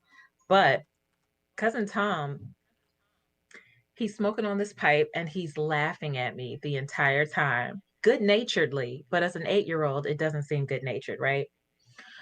Uh, it becomes clear that they're not going to play the game till I put down the mallet and sit my little tail down. Right. So we got a beautiful patio set. Shout out to my grandma. She's always keeping it very cute outside on the patio. And before I resign myself to my fate to sit down and watch the adults, the people who have played the game for years, the people who come from all across Virginia when Cousin Tom gives them a ring to tell them he's coming to the house, the people who are gathering to enjoy adult company, a moment to each other, a moment with family, and they Yeah, they're a little short on patience for people who haven't studied the game, haven't played the game, and are literally about the size of the mallet. I decide that I'm gonna derail this game for them. I'm like, okay, you're gonna sidetrack me? You're gonna put me on the patio? All this space out here, but you're gonna put me on the patio? He wears these gloves every time that he plays the game. They're like little leather gloves. Every time he's got his fedora, he's got his leather gloves, he's got his golf shoes, and then he'll switch the outfit out in between. I steal the leather gloves and I hide them. Keep in mind, every summer I'm down here for Easter. So I know all, I mean, before the summertime, I come down for Easter as well. So I know all the hiding spots for the Easter egg hunt. And then in the summertime, they don't lock me out of the house, but I stay out of the house until dark. Like people have to call me in. I know all the nooks and crannies of all the trees in everybody's yard. They don't find these gloves, right? I'm thinking game over. This game is not going to start. I have hidden the gloves. Everything's going to be all right. Of course, cousin Tom plays without the gloves. Tuskegee Airman doesn't need a pair of gloves to play the game. Okay. Um, and you know what? I'm resentful. I'm sad. And then I confess at the end of the game that it was I,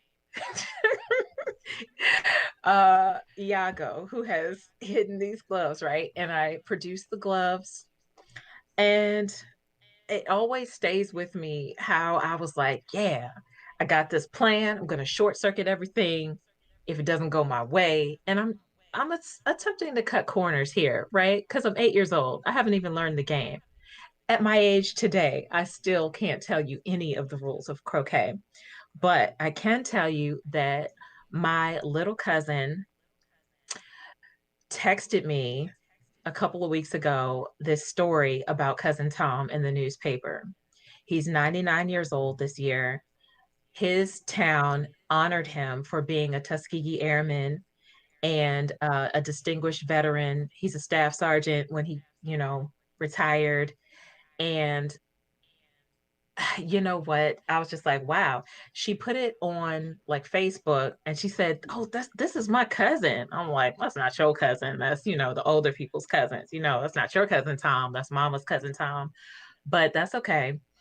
And then there's an update on uh the article a week later. Alfred Thomas Farrar passed away at 99, but there will still be a parade in his honor on the main street. And so there was. He passed away a week before his birthday on the 26th of December this year. They still had the parade. And I guess I have realized at this point that no amount of trickery is as salient and important and impactful as actually having experience and applying yourself and coming back again and again. And I am positive if there is a heaven, cousin Tom has a fedora on in heaven and he has a cherry pipe in his teeth and he's actually laughing at me right now. I feel the energy. Like as I tell this story, he's laughing at me. So thank you. So that was 11 minutes and 20 seconds. I started the clock a tad late, so maybe maybe 12. That's a fun story.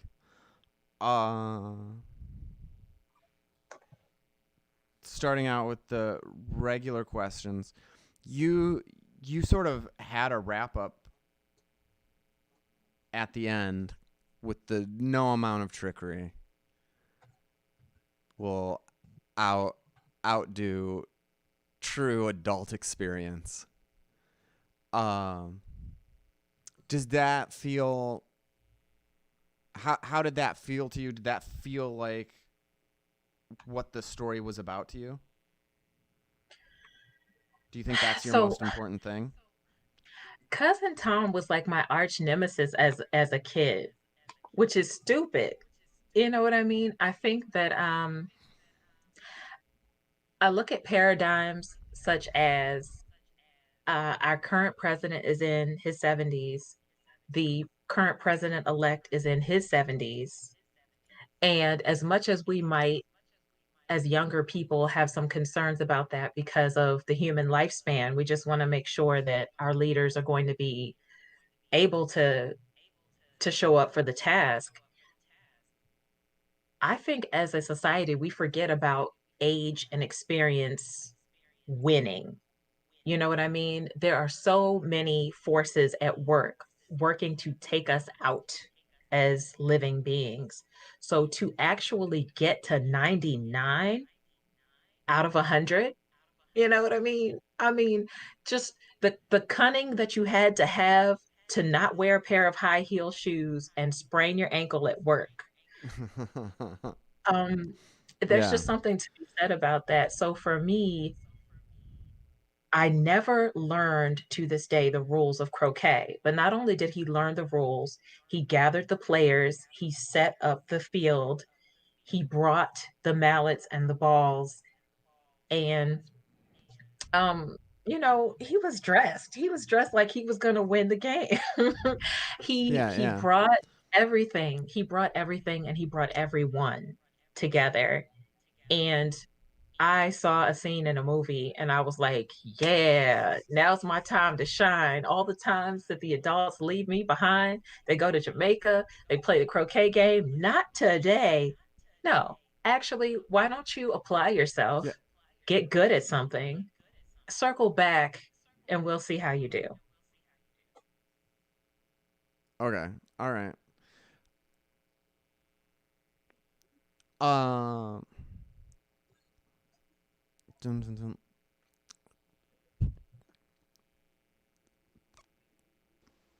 Does Noah, do you have something?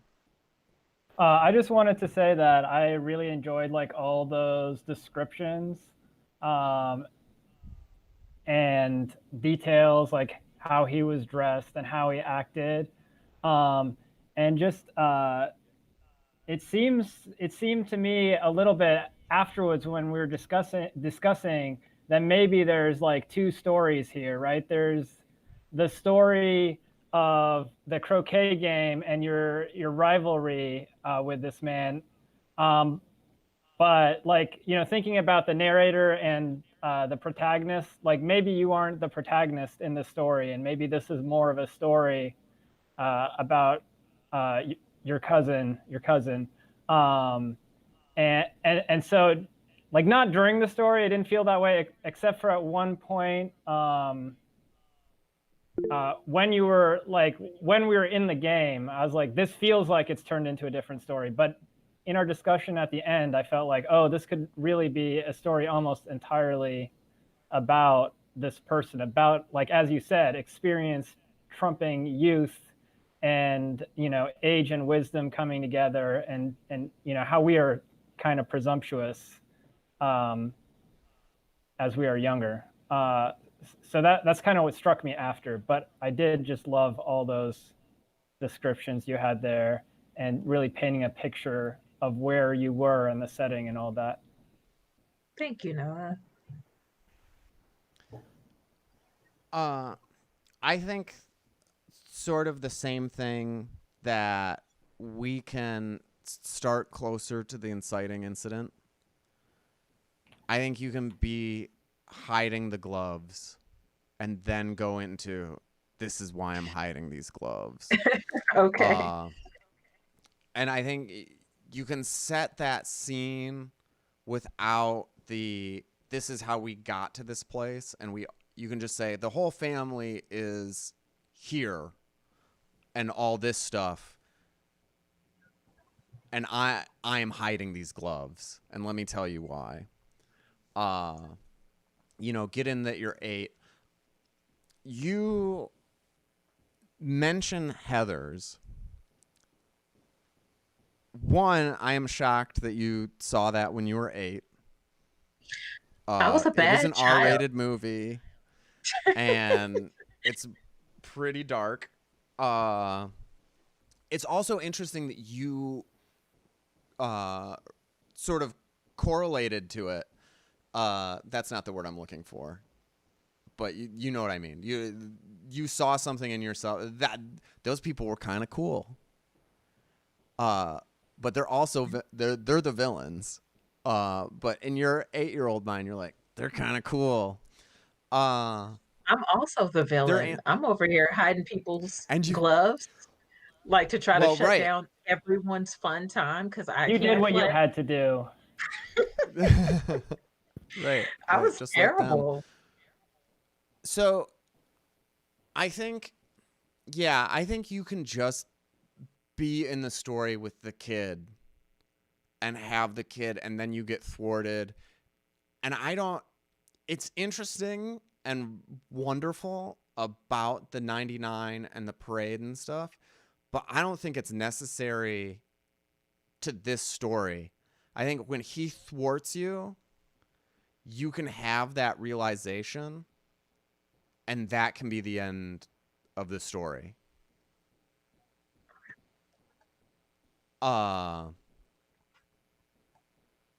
We know, you've given so much stuff about how he's cool, and we know he's cool. Along with that, I would like to hear him. It seemed sort of like it was a choice to not have any of the adults talk.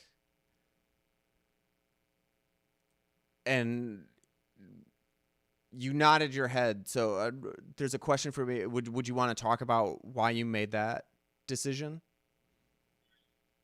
If it was like, 2 movies I feel like defined me as a little kid. So there was Heathers with the mean girls playing croquet and all the destruction and all the plotting on people, which I did see as a little person.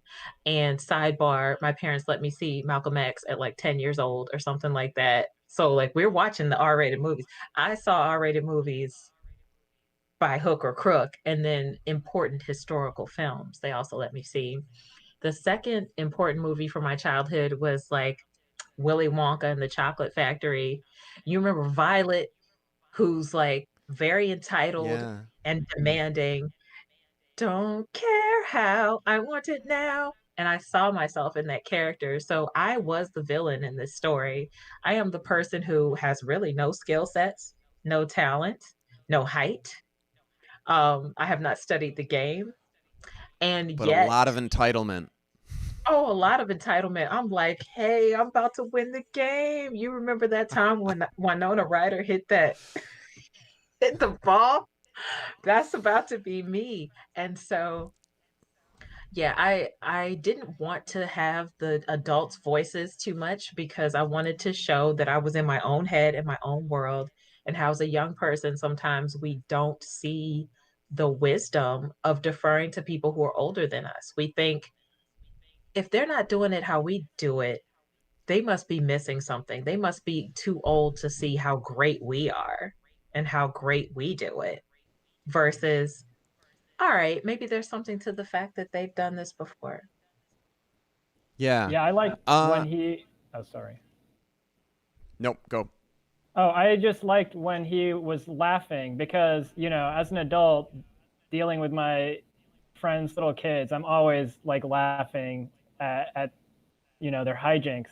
So it's like not mean spirited at all, but of course to you.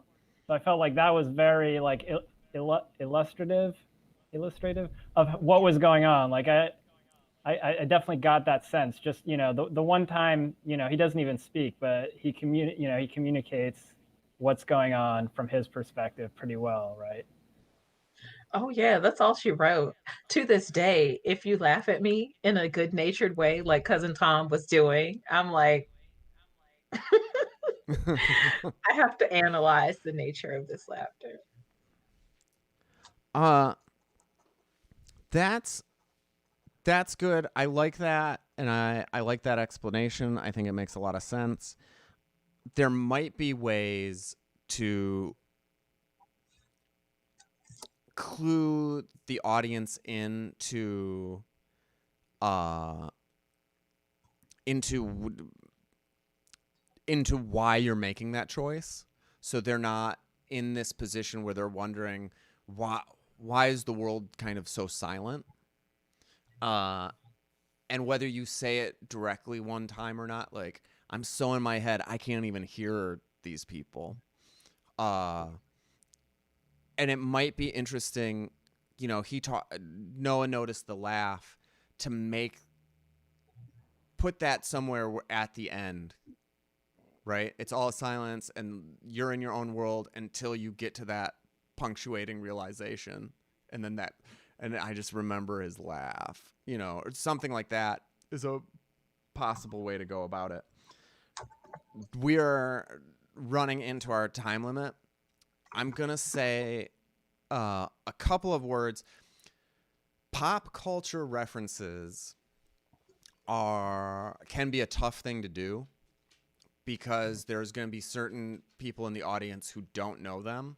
I think this Heathers is in there repeatedly. It's another thing to think about. Rule of 3. Try to get it in there 3 times and have it be significant. I think it's super significant and worth stating that you relate to these people. And also, yeah, it's difficult to explain a movie, especially in a performance type of way, where you're not just sitting around, let me tell you about this movie. I mean, even let me tell you about this movie is kind of tough. It's in the realm. It's like bordering on that realm of, let me tell you about this dream I had, where people are like, you know what I mean? So Yeah. I do think it's important enough to figure out how to maneuver that. And I think that Heathers is interesting enough that you can do it. And I think you can do it in a sentence or two about, it's about these young women who end up murdering someone. But I think you do have to explain it, because not everybody has it. And so why is it important? It just sounds like it's a movie about croquet in its current state. Yeah, I have not seen that movie or most movies. So, like, just the line, like, it's a movie about, 3 evil girls that also play croquet, like, would have been enough, I think. That's all it would have taken for me. I honestly didn't And catch I want to it. know that. Yeah, it went way over. I mean, I was born in '91. I had to look the movie up. It was '88. Yeah, I'm sorry. Yeah. But no, that's a good thing. The other reference you had was Iago. Somebody was Iago. That might be another one that trips people up. I think in the context it fits, and that's sort of a fun one because it is, a Shakespeare thing. To be like, sometimes you can. So yeah, there's a lot on this topic, and in general, I think you want to lean into specifics and be more specific than be general. But when the specific is a pop culture reference, you're either going to, you're taking the risk of losing somebody in the audience who's then going to be in that state of wonder. Well, what is this? Am I going to go to my phone to look it up? And then they miss some of your story. That's a problem that comes in, and maybe at another show we'll delve into that and how to fix those problems when you really want to get them in. Because we are running late, I'm not going to have you do a second run of this story, but I think we gave you some good info here. It can be 2 For stories. The truncating cuts gets it down, I think, to a 5-minute situation. TJ, I believe that you are on deck for the last story of the night. However, Are you still able to do that? Are you taking the dogs out? Oh, did he run to take the dogs out? I think he has Did to he let the post dogs to us? out. Pop culture He's back references. for a second.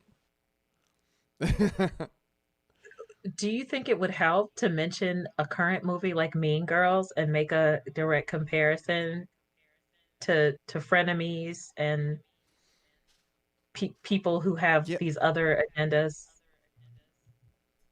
yeah, I think. Yeah, I think it particularly helps because Mean Girls is so obvious what it's about, right? Even if nobody's seen it, you get it. And I think you probably could get away with just like this is the proto Mean Girls, and it or like this is like the hardcore R-rated Mean Girls. And it was. Yeah, Shout out and it to was. Heather's. uh Are we discording? so TJ is here. I do want to do our last story. Uh, can somebody jump up for TJ, who is having either his dogs needed to run out or technical difficulty? Um, sorry, I'm not gonna tell a story, but I do have to dip. Apologies. Oh, okay, Yeah, that's sorry. fine. I thought this was until 8, so I made Yeah, it plans is for 8. Yeah, my bad. 8. Yeah, all right, that's fine. Yeah. I think with that we will just say good night and thank you. Sorry for running long tonight. Thank you to everybody who showed up. And there's a link to the Discord, and some of us will be hanging out in there for a little while. Okay, Have a awesome. lovely evening. Good night, everybody. Good night.